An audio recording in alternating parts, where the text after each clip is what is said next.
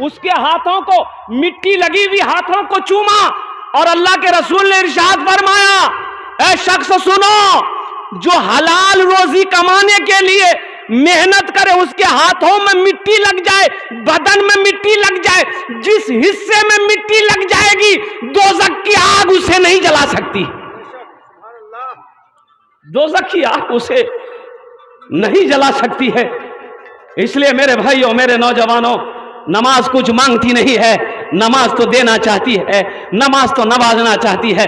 मेरे बच्चों, नमाज पढ़ कर देखो, नमाजों की पाबंदी करके देखो, ये तुम्हारे चेहरे पे जो 12 बज रहे हैं ना, कसम खुदा कि अल्लाह तेरे चेहरे पे नूर पैदा फरमा देगा।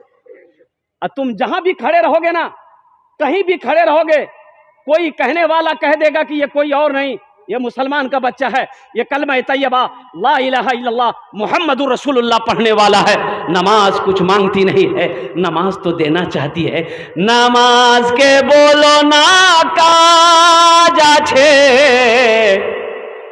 काज के बोलो आमार नामाज आछे।